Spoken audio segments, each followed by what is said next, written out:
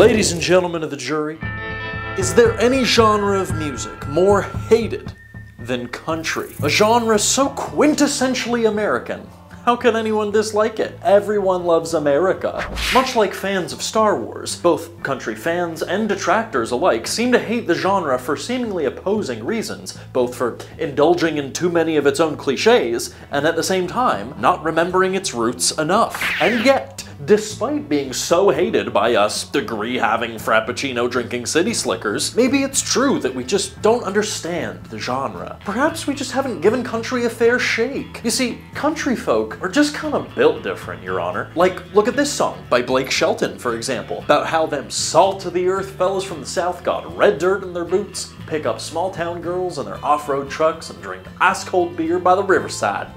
Classic. Or this song by Luke Bryan, about how them boys from the South got... Okay, well, what about this song by Wheeler Walker Jr. about... Maybe I get it now. Well, my dear jury, perhaps the genre is simply in need of a revamp, and who better to come in and revitalize the genre than one of the biggest stars in music in the world right now? No, not Taylor Swift. She's done that already. I'm talking about my client today. Beyoncé. Oh, what's that? She already tried. Oh. Women, and particularly black women, have always had issues breaking into the country music scene, and despite brief flirtations with the genre throughout her entire career, my client had yet to delve fully into her Texas country roots until just a few months ago with the release of her new album, Cowboy Carter. By now, we've all read the headlines. Beyoncé isn't a real country singer. She is an elitist coastal liberal, stealing valor from the salt-of-the-earth rednecks to whom the genre belongs. And so here my client stands, on trial today for fraud. And here I am, defending my first billionaire. You better subscribe, folks. Lawyer stocks are way up. I'm here today, before the jury and the internet and all the country boys and girls gathered in the courtroom today, to settle once and for all why my client, Beyoncé Giselle Knowles Carter, is in fact guilty of being a country artist. Before we get started, Your Honor, first things first. Much better. There's no quicker way to start a wildfire in the country music scene than by simply asking what country music is. Is it about the instruments, storytelling, lightly veiled incest? No one seems to agree. And despite getting a lot of flack for just being about girls, guns, beer, and trucks today, the bro country music of the 2010s and 20s looks very different to the sensitive soft boy country music of the early aughts. Just like how that looked different to the outlaw country music of the 80s to Dolly's 70s, and that era to Hank Williams' 1950s, and the 50s to what some would consider the origins of country music in the 1920s, where primarily black artists like Will Shade dominated, despite its modern-day whiteness. If country music can refer to any of these eras, then what is it really? The main dispute the state seems to have, after all, doesn't appear to be with my client writing a modern country song, which, as we've seen,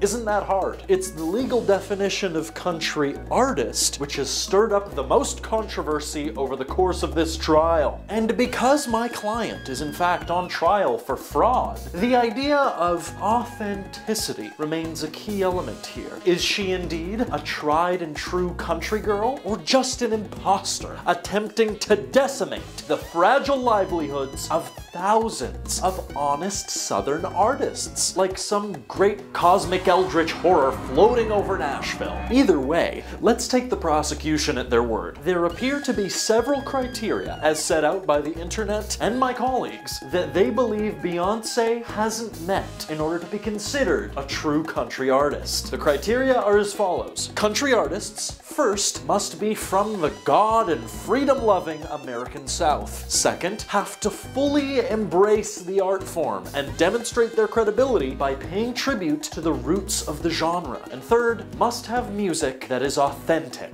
Starting with the first point here, one's own Southern heritage, and I don't think there's any dispute at all here. My client was in fact born and raised deep in the heart of the American South, in Houston, Texas. Though you might say, hang on, just because someone was born somewhere, that doesn't mean that defines who they are. Well, first of all, how progressive of you, and second, you're correct. A Southerner is indeed a whole lot more than the place they were born. Stereotypically speaking, Americans from the Deep South are typically born in and around these particular states south of the Mason-Dixon line, and tend to be deeply patriotic, hardworking, salt-of-the-earth folk who also love Jesus. And my client does indeed hit all four of these micro-criteria. Not only was Beyoncé born in Houston, but she has indeed shown her love for this great country of ours, not once, but twice, by singing the national anthem at the presidential inauguration in 2012, and then again at the 2013 Super Bowl. Plus, it's no secret that Beyoncé grew up in a working-class family. Her Louisianan mother was a hairdresser, and her Alabaman father was a Xerox sales manager. And yes, she might be a billionaire now, but something cowboy bootstraps, that's the American dream, baby. And lastly, a great love for our Lord and Savior. My client did indeed grow up religious, specifically as a Methodist at the St. John's United Methodist Church in Houston, where she sang choir and attended service regularly. However, I will grant that since then, she hasn't appeared to make any direct confirmation about her beliefs surrounding organized religion, but I gotta say, Your Honor, someone's religion and how they define their own spiritual beliefs, that's none of our rootin' tootin' business. If someone claims they're spiritual or religious or a Christian, then who are we to gatekeep how that manifests? I'm a believer, and I believe in the Bible, and I even brought my Bible. You know what? Let's not Bible. think about that too hard. My point still stands. Moving on. Some folks might add, though, that it's not enough to just be broadly from the South in order to be considered a real country singer. You also have to be from a small town. And to that, I call the defense's first witness, dalla, a musician and writer who specializes in, quote, the intersection between music and data, who wrote this incredible and detailed article last year about just how many country artists are actually from small towns. He based his research off the Wikipedia article List of Country Music Performers, which, despite not being completely exhaustive, at the time had about 2,100 artists on it, all born sometime between 1868 and 2008. The state, however, might see the sample size of this particular set of country artists and say, hey, wait, you can't use that, it's too small.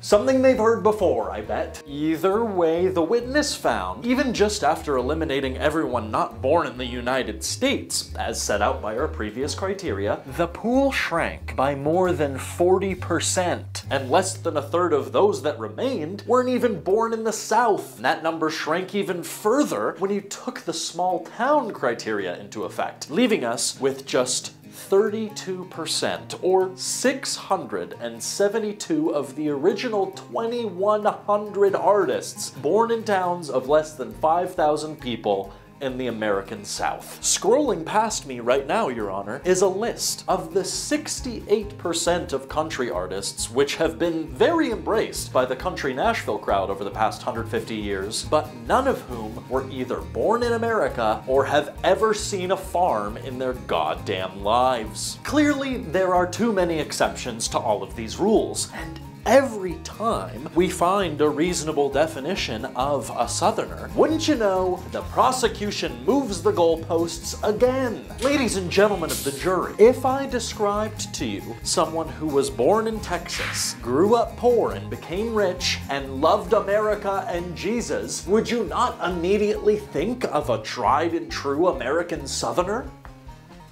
Let's move on. Though, Your Honor, this is all just set a backdrop for the meat and potatoes of this case, the music itself, and the idea of being country enough for the genre. You see, my client has primarily focused on creating pop music for the majority of her career, and now, like a reverse Taylor Swift, has made the transition to country. First, with a few singles on 2013's Lemonade, and then fully committing to the bit in 2024 with Cowboy Carter. But the prosecution has been saying, whoa, whoa, whoa, whoa, whoa, you can't just put on a silly little hat and make one stinky little album and claim that you're a full-blown Nashville native country artist all of a sudden. It has to be earned. Why don't you make a few more albums and get played on country radio and vote for a few more Republicans and then come crawling back to me, okay? But the issue is, Your Honor, as we established earlier and as the prosecution very racistly ignored, the genre has been almost entirely dominated by the whites for the past 100 years. And any time a black artist has tried, they are either forced by their label to not show their face on the cover,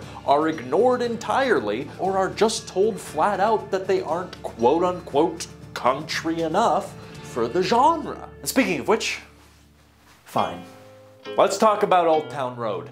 The defense calls Montero Lil Nas X Hill to the stand. In March of 2019, the witness for the defense dropped Old Town Road, a self-described country trap song, pretty much exclusively about riding horses and wearing cowboy hats. However, the Billboard country executives made the extremely controversial call to remove the song from the charts after its debut, saying it allegedly didn't embrace enough elements of today's country music to chart in its current version. In response, the witness re-released the song, this time featuring Billy Ray Cyrus, where the song immediately went to #1 and stayed there for a record-breaking 19 weeks. The controversy about what exactly made Old Town Road a country song was primarily rooted in the fact that it was produced and sang by a previously unknown rapper using hip-hop and trap beats, despite its subject matter being so rootin' tootin'. But the issue is, Your Honor, that the bro country era of the 2010s was famous for utilizing elements of hip-hop for years, completely unchallenged. Electronic beats, auto-tune, and in some instances, even getting somewhere halfway close to rapping were rampant in the music of Blake Shelton, Sam Hunt, and Florida Georgia Line during this time. But for some reason, Lil Nas X was the only one that ran into a roadblock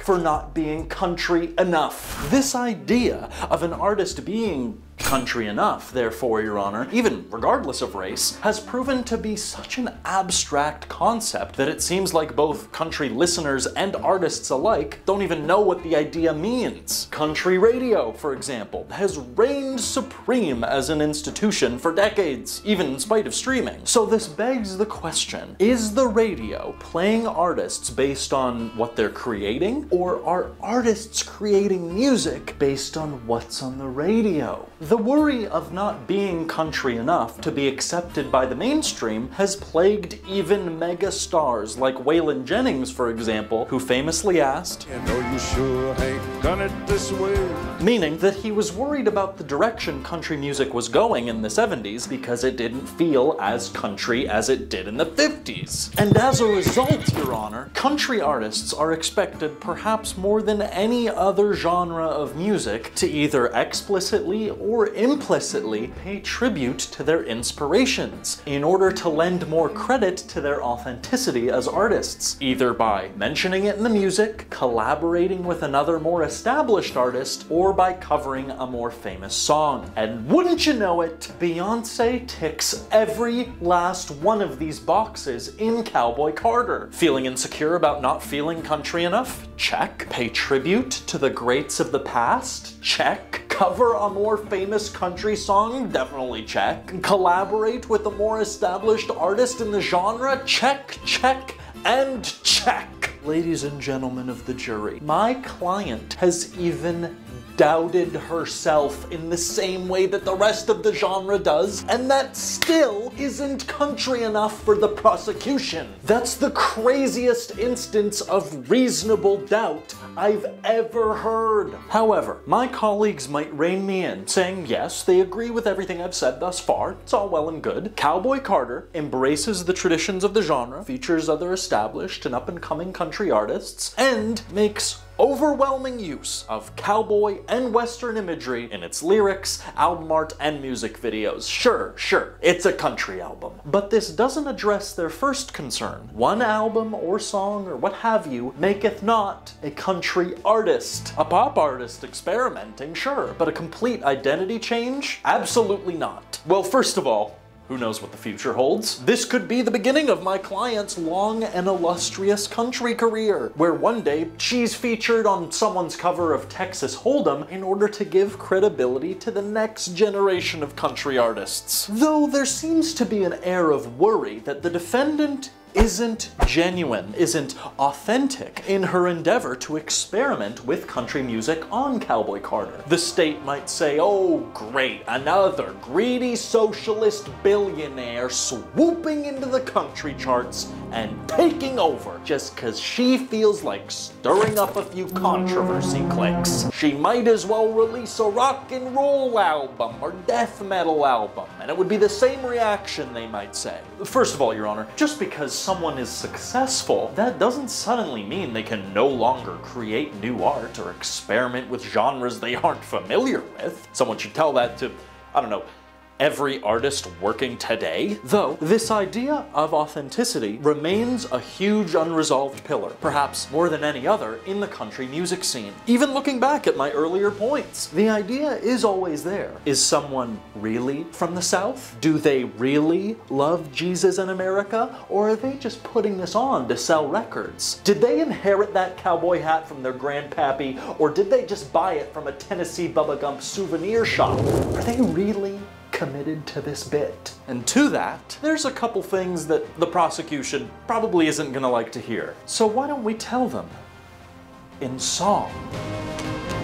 Nah, I'm just kidding. Another beau already did that. The point though, Your Honor, is that pretty much every popular country artist now is a multi-millionaire pandering to working class Americans. And so the idea of anything popular in the genre being authentic is just a distraction and a meaningless criteria. Country, in fact, didn't used to go by only that name, you know. It used to be called country and western because of guys like Hank Williams in the 1950s who, despite living in major cities for most of their lives, utilized the cowboy imagery of western B-movies from the 30s and 40s for honestly no other reason other than they just kinda like the vibe of it. Has nobody ever wondered why Nashville, a giant, bustling metropolis that's definitely not known for being rural, is filled to bursting with cowboy hats, boots, and other ranching paraphernalia? It's all fake. It's theater. The entire mainstream country genre, Your Honor, a genre about the plight of Southern working class folk who disdain hip-hop and modern pop music and condemn city life to embrace a small-town conservative rurality, is one giant Lovecraftian simulacra of authentic Southern living, made up by wealthy, privileged 68% non-Southern people who take enormous influence from pioneers of hip-hop and R&B, but at the same time reject those very same influences, who live in giant metropolitan echo chambers and would never set foot on a cattle ranch in their goddamn lives, donning the clothes and jewelry of the people who do, in order to invoke a sense of nostalgia for a time they or their listeners may not have ever even lived through, to sell this false version of themselves to the folks who are told through the media and the merchandise they consume that this imitation is real country, allowing the simulacra in turn to become real, and allowing other established artists to further gatekeep who is welcomed into the genre going forward by controlling what's played on the radio, kept on the charts, and lauded at award shows, oftentimes, let's just say it, based solely on the color of the new artist's skin, despite the fact that American slaves were thought to have been the originators of modern-day Appalachian country and Western music by bringing over instruments like the banjo from West Africa. And then, when modern-day artists of color attempt to reclaim or even just participate in the genre their ancestors inspired, and doing so, by the way, via donning the same clothes and jewelry and using the same artistic imagery of their white peers, they are told it doesn't sound or look like the country they're used to because it is not. Because being country enough is an impossible standard that can never and won't ever be filled by any artist ever. And if my client is really being accused of being a fraud, of inauthentically producing country music, then whoop-de-doo, Your Honor. I guess that makes her even more country than we originally even thought.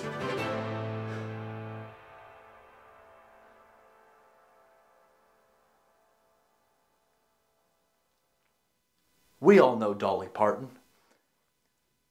In 1980, she wrote a little song called 9 to 5. I'm sure you've heard it. The song was released after she'd already written a few indisputable country classics like Jolene and I Will Always Love You. Many critics at the time, however, thought 9 to 5 sounded a little too disco and poppy to be considered country. Dolly Parton was accused, like many it seems, of abandoning country music, of not being country enough. To that, Dolly said, "I'm not leaving country music. I'm taking it with me to new places." I rest my case.